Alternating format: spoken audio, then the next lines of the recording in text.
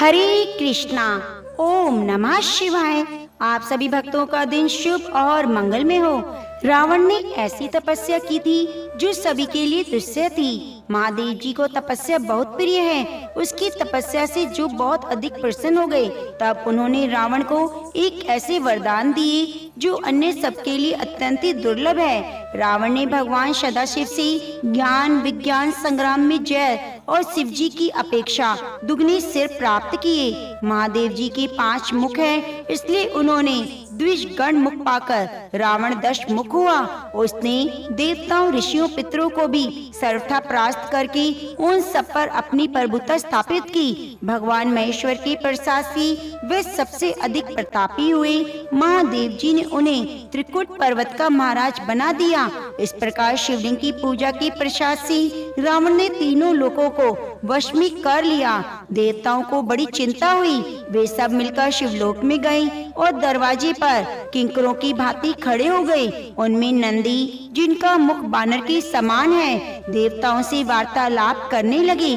देवताओं ने नंदी को प्रणाम करते हुए पूछा, आपका मुख वानर के समान क्यों है? नंदी ने कहा, एक समय रावण यहाँ आया, अपने पराक्रम की बातें बहुत बढ़ चढ़कर कहने लगा। उस समय मैंने उससे कहा, भैया तुम भी शिवलिंग की पूजक हो और मैं भी, अतः हम दोनों समान हैं। फिर मेरे सामने व्यर्थ डींग क्यों मारते हो? मेरी बात सुनकर रावण ने तुम्ही लोगों की भांति मेरे बानर मुख होने का कारण पूछा। उत्तर में मैंने निवेदन किया, यह मेरी शिव उपासना का मुंह मांगा फल है। भगवान शिव मुझे अपना सारूप्य दे रहे थे, किंतु उस समय मैंने वह स्वीकार नहीं किया। अपने लिए बानर के समान ही मुख मांगा। भगवान बड़े दयालु हैं। उन्होंने कृपा पूर्वक मुझे मेरी मांगी वस्तु दे दी, जो अभिमान शून्य है, जिसमें दम्भ का अभाव है, जो परिग्रह से दूर है। भगवान शंकर का प्रिय समझना चाहिए। जिसके विपरीत जो अभिमानी, दम्भी और परिग्रही है, वे भगवान शिव के कल्याण में कृपा से वंचित है। रावण मेरे साथ पूर्वक बातचीत में अपने तपोबल का बखान करने लगा। उसने कहा, मैं बुद्धिमान हूँ। मैंने भगवान शिव के 10 मुख मांगे। अधिक मुखों से शिव जी की अद्भुत स्तुति की जा सकती है। तुम्हारे इस बानर तुल्य मुख से क्या होगा? तुम्हें किसी की खोटी सलाह दी होगी। तुमने शंकर जी से वानर मुख व्यर्थ ही मांगा। देवताओं, रावण का यह उपहास पूर्ण वचन सुनकर मैंने श्राप देते हुए कहा, जब कोई महातपस्वी श्रेष्ठ मानव उन वानरों के साथ मुझे आगे करके तुम पर आक्रमण करेगा, उस समय वह तुम्हें अवश्य ही मार डालेगा। इस प्रकार सारे संसार को रुलाने वाले रावण को मैंने श्राप दे दिया। देवादिदेव महादेव जी साक्षात विष्णु रूप हैं, अतः आप लोग भगवान विष्णु से प्रार्थना करें। नंदी की यह बात सुनकर सब देवता मन ही मन बहुत प्रसन्न हुए। उन्होंने वैकुंठ में आकर अपनी वाणी द्वारा भगवान विष्णु की स्तुति की। देवता कहने लगे, देव देव जगदीश्वर, आप 6 ईश्वर से युक्त होने के कारण भगवान कहलाते हैं। आपको नमस्कार है। यह संपूर्ण चराचर जगत आपके आधार पर टिका है। यह जगत एक लिंग है, जिसे आपने आधार पीठ रूप होकर धारण किया है। प्रभु, हम लोगों के लिए पहले भी आपने अनेक बार अवतार धारण किया। आपने मत्स्य रूप धारण करके ब्रह्मा जी के मुख से वेदों की स्थापना की। आपने ही है ग्रीव रूप में मधु और कैटव नामक दैत्य को मारा। कश्यप अवतार धारण करके आपने ही अपनी पीठ पर मंदराचल पर्वत को उठाया। वराह रूप धारण कर आपने हिरण्याक्ष का वध किया। नरसिंह रूप में हिरण्यकश्यप का वध किया। वामन अवतार धारण कर दैत्य बलि को बांधा। भृगु रूप में परशुराम के रूप में प्रकट होकर आपने ही कर्तव्य अर्जुन का वध किया। विष्णु, आपने बहुत से दैत्यों का संहार किया है। आप ही संपूर्ण विश्व के पालक हैं, अतः रावण के भय से हमारा उद्धार करें। देवताओं की इस प्रकार प्रार्थना करने पर भगवान वासुदेव ने संपूर्ण देवताओं से कहा, हे देवगण, तुम लोग अपने प्रस्ताव के अनुसार मेरी बात सुनो। नंदी को आगे करके तुम सभी शीघ्रता पूर्वक वानर शरीर में अवतार लो। मैं माया से अपने स्वरूप को छिपाए हुए मनुष्य रूप होकर अयोध्या में राजा दशरथ के घर प्रकट होऊंगा। तुम्हारे कार्य की सिद्धि के लिए मेरे साथ ब्रह्म विद्या भी अवतार लेगी। राजा जनक के घर साक्षात ब्रह्म विद्या ही सीता रूप में प्रकट होगी। रावण भगवान शिव का भक्त है, वे सदा शिव के ध्यान में तत्पर रहता है। उसने बड़ी भारी तपस्या की है। जब ब्रह्म विद्या रूप सीता को बलपूर्वक प्राप्त करना चाहेगा, उस समय वे दोनों स्थितियों से तत्काल भ्रष्ट हो जाएगा। सीता की अन्वेषण में तत्पर होकर वह ना तो तपस्वी रह जाएगा और ना ही भक्त जो अपने को ना दी हुई ब्रह्म विद्या का बलपूर्वक सेवा करना चाहता है। यह पुरुष धर्म से परास्त होकर सदा सुगमता पूर्वक जीत लेने योग्य हो जाता है। परम मंगल में भगवान विष्णु इस प्रकार के वचनों द्वारा संपूर्ण देवताओं को आश्वासन देकर अंतर ध्यान हो गए। सब देवता अवतार धारण करने लगे। इंद्र के अंश से बाली उत्पन्न हुआ। सुग्रीव सूर्य के पुत्र थे। जामवन ब्रह्मा जी के अंश से प्रकट हुए। शिलाद के पुत्र नंदी जो भगवान शिव के अनुचर और 11वें रुद्र थे। महाकपि हनुमान हुए। अमित तेजस्वी भगवान विष्णु की सहायता के लिए ही अवतीर्ण हुए। अनन्य क्षेत्र देवता आदि कपियों के रूप में उत्पन्न हुए। इसी तरह सभी देवता किसी न किसी कपि के रूप में प्रकट हुए। साक्षात भगवान विष्णु माता कौशल्या के श्री राम हुए। संपूर्ण विश्व उनके स्वरूप में रमण करता है, इसलिए विद्वान पुरुष उनको राम कहते हैं। भगवान विष्णु के प्रति भक्ति और तपस्या से युक्त शेष नाग भी इस पृथ्वी पर लक्ष्मण के रूप में अवतीर्ण हुए। श्री विष्णु जी की भुजदंडों से भी 2 प्रतापी वीर प्रकट हुए, जो तीनों लोकों में भरत शत्रुघ्न के नाम से विख्यात हुए। ब्रह्म आदि पुरुषों द्वारा जो मिथिलापति जनक की कन्या बताई गई है, वे सीता साक्षात ब्रह्म विद्या थी। वे भी देवताओं के कार्य की सिद्धि के लिए अवतीर्ण हुई। हल से भूमि ज्योति जा रही थी, उसी समय सीता हल की नोक के द्वारा पृथ्वी के खोदे जाने पर प्रकट हुई, इसलिए सीता के नाम से प्रसिद्ध हुई। मिथिला में अवतार लेने के कारण उन्हें मैथिली भी कहते हैं। जनक के कुल में जन्म लेने के कारण जानकी हुई। पूर्व जन्म में इनका नाम वेदवती था। राजा जनक ने ब्रह्म विद्या स्वरूप सीता को परमात्मा श्री राम की सेवा में अर्पित किया। कमल नयन श्री राम ने रावण को जीतने की इच्छा और देव कार्य की सिद्धि से वन में निवास किया। शेष अवतार लक्ष्मण ने भी उसी के लिए अत्यंत दुष्कर महान तप किया। भरत शत्रुघ्न ने भी भारी तपस्या की। तपोबल संपन्न हो कपि रूपधारी देवताओं को साथ लेकर श्री राम ने 6 महीने तक युद्ध करके रावण का वध किया। भगवान विष्णु के द्वारा शस्त्रों से मारा गया रावण अपने गणों, पुत्रों और बंधुओं से तत्काल शिव की सारूप्य को प्राप्त हो गया। भगवान शंकर की कृपा से उसे शिवलोक का धाम प्राप्त हुआ, जो नित्य 12 ज्योतिर्लिंगों में से किसी भी लिंग स्वरूप भगवान शिव की पूजा करते हैं। वे स्त्री, शूद्र, चांडाल ही क्यों न हो, संपूर्ण दुखों का नाश करने वाले शिव को प्राप्त कर लेते हैं। जो मन को अपने वश में करके भगवान शिव का ध्यान करते हैं, उनका माया में अज्ञान शीघ्र ही दूर हो जाता है। माया का निवारण हो जाने से तीनों गुणों का लय हो जाता है। इस प्रकार जब मनुष्य गुणातीत हो जाता है, तब मोक्ष का भागी होता है। अतः संपूर्ण देहधारियों के लिए शिवलिंग का पूजन कल्याणकारी है। भगवान शिव की बेलपत्र से पूजन किया जाता है, तो उसके पुण्य की क्षमता तीनों लोकों में भला कौन कर सकता है। इक्ष्वाकु वंश में मित्रसेन नाम से प्रसिद्ध परम धर्मात्मा राजा हुए। वे सभी धर्मधारियों में श्रेष्ठ, अस्त्र शस्त्रों के ज्ञाता, शास्त्रज्ञ, वेदों की पारंगत, विद्वान, शूरवीर, अत्यंत बली, उत्साही, नित्य उद्योगी, दया की निधान थे। राजा को खेल खेलने का व्यसन था। एक दिन उन्होंने अपनी बहुत बड़ी सेना साथ लेकर भयंकर वन में प्रवेश किया। वह बहुत सारे जंगली सुअर और सिंहों को अपने बाणों से बींध डाला। राजा मित्रसेन रथ पर सवार होकर कवच से सुरक्षित होकर वन में भ्रमण कर रहे थे। उसी समय उन्होंने अग्नि के समान आकृति वाले एक निशाचर को मार दिया। उसका छोटा भाई दूर से यह देखकर शोक मग्न हो गया और कहीं छिप गया। भाई को मारा गया देखकर उसने मन ही मन इस प्रकार विचार किया, यह राजा तो बड़ा दुर्दर्श वीर है, इसे छल से ही जीतना चाहिए। ऐसा निश्चय करके वे पापात्मा राक्षस मनुष्य के समान आकृति बनाकर राजा के पास आ गया। राजा ने सेवा करने के लिए विनीत भाव से आए हुए उस पुरुष को देखकर अज्ञानवश उसे रसोई घर का अध्यक्ष बना दिया। इसके बाद राजा लौटकर अपनी पुरी को आ गए। राजा मित्रसेन की पत्नी मदयति नाम से प्रसिद्ध थी। वह नल की स्त्री दमयंती के समान ही बड़ी पतिव्रता थी। एक दिन राजा मित्रसेन ने श्राद्ध के दिन मुनि वशिष्ठ जी को निमंत्रित करके अपने घर पर बुलाया। उस समय रसोई के रूप में राक्षस ने साग में मनुष्य का मांस मिला दिया और वहीं वशिष्ठ जी के आगे परोस दिया।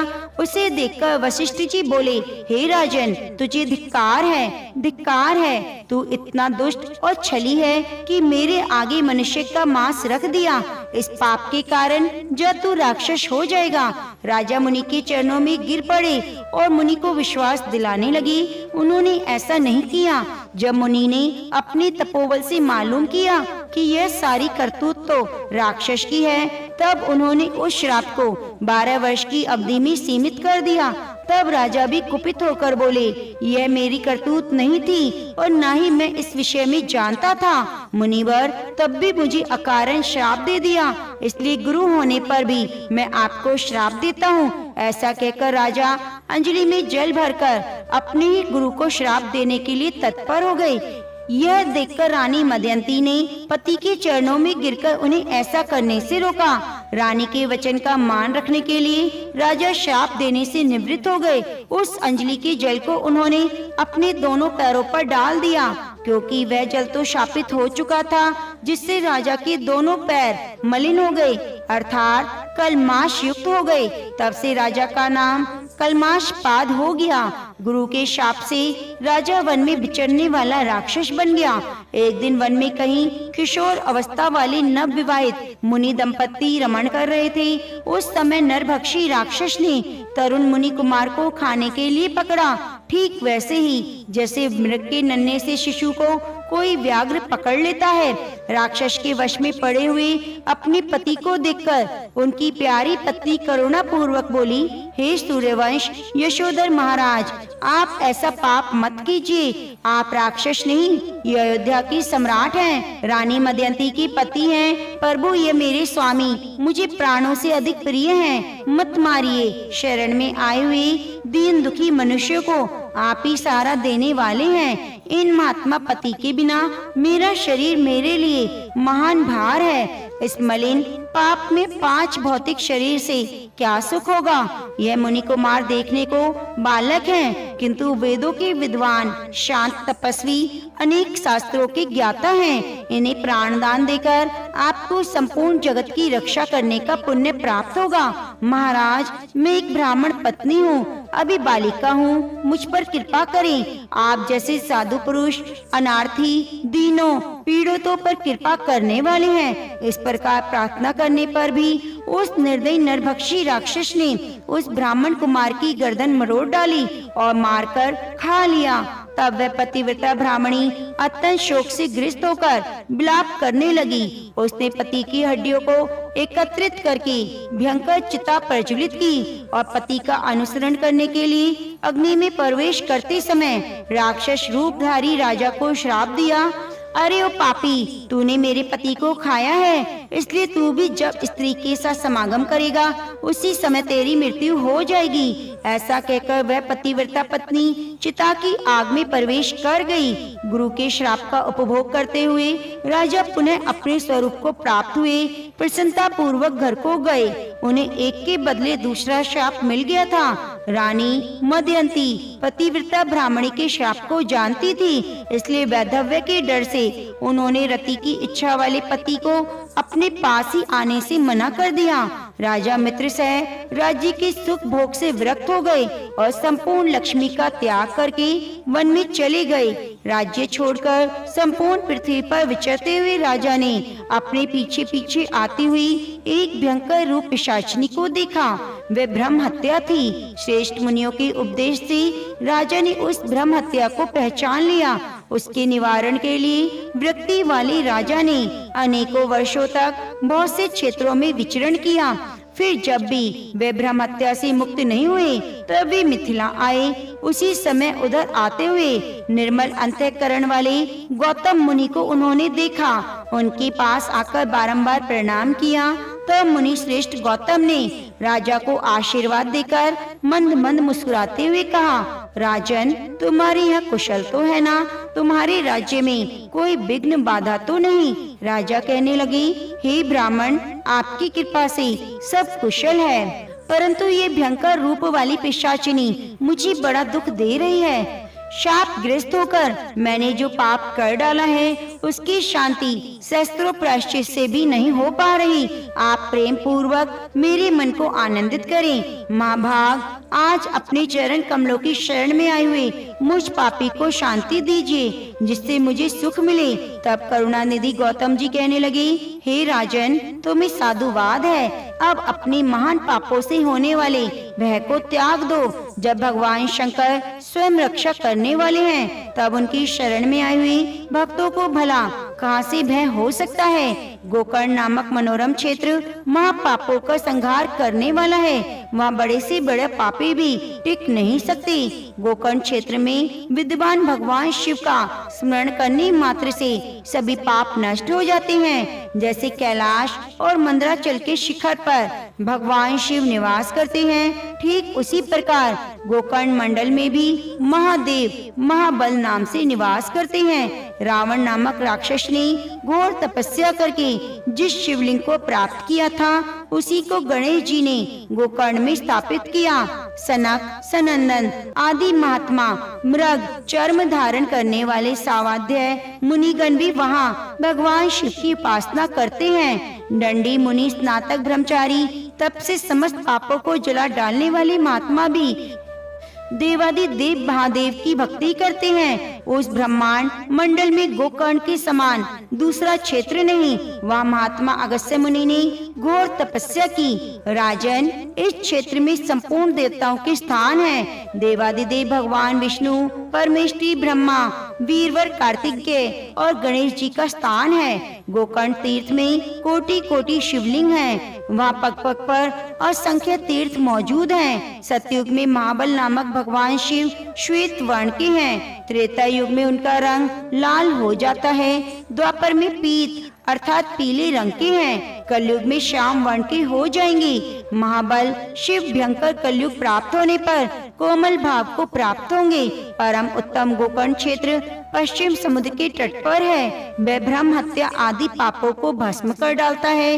इस संसार में जो भी ब्रह्म घाती है, वह गोकर्ण तीर्थ में पहुंचकर तीर्थों में स्नान करके महाबल नामक शिव का दर्शन करने पर शिवलोक को प्राप्त होते हैं। वहाँ पुण्य तिथियों को पुण्य नक्षत्र और पुण्य दिन में जो महेश्वर शिव की पूजा करते हैं, वे शिव रूप हो जाते हैं। यदा कदा गोकर्ण तीर्थ में जाकर भगवान शंकर की पूजा करता है, वे ब्रह्म पद को प्राप्त होता है। रविवार, सोमवार, बुधवार को जब अमावस्या तिथि का योग हो, तब वहाँ समुद्र में किया गया स्नान, दान, पितृ तर्पण, शिव पूजा, ब्रह्मचर्या, ब्राह्मणों का सत्कार अनंत फल देने वाला होता है।